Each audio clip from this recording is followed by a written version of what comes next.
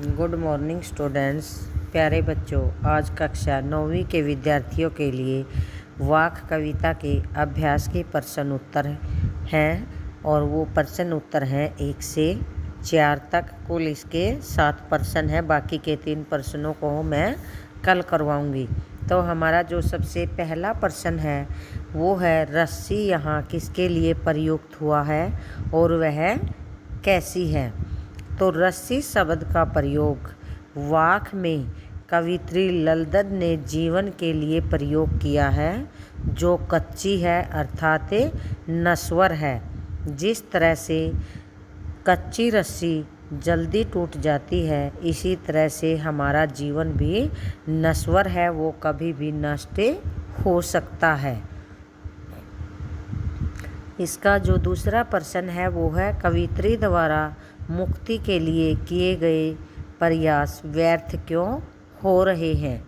तो कवित्री द्वारा किए जाने वाले प्रयास इसलिए व्यर्थ हो रहे हैं क्योंकि उसकी आयु कम हो रही है, यानी उसकी उम्र बढ़ती जा रही है और मृत्यु का जो समय है वो निकट आ रहा है, लेकिन प्रभु मिलन से उसके कोई आसार दिखाई नहीं देते। प्रभु मिलन की कोई आशा उसे दिखाई नहीं दे रही है। प्रश्न नंबर 3 है, कवित्री का घर जाने की चाह से क्या तात्पर्य है। तो कवित्री का घर जाने से तात्पर्य है आत्मा का परमात्मा से मिलन।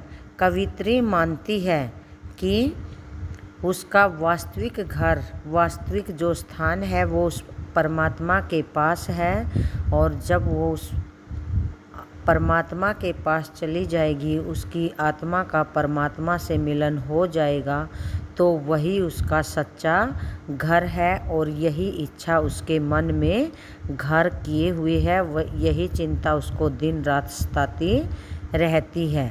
प्रश्न नंबर 4 में काव्य पंक्तियाँ दी गई हैं, भाव स्पष्ट कीजिए। तो जो पहली पंक्ति है, जेब टटोली कोड़ी न पाई, वैसे तो हम व्याख्या में इसको पढ़ चुके हैं। तो इसमें कवित्री का जो भाव है कहने का वो है कि जब मैं इस संसार से उस परमात्मा के पास गई तो उस परमात्मा को देने के लिए मेरे पास कोई भी सद्कर्म नहीं था, उसको बताने के लिए कोई अच्छा काम मैंने नहीं किया था। और जो दूसरा है, खा खा कर कुछ पाएगा नहीं, न खाकर बनेगा अहंकारी। तो इन काव्य पंक्तियों में कवि जो कवित्री है उसके कहने का भाव है कि अगर मनुष्य इस संसार में भोगी नहीं बनेगा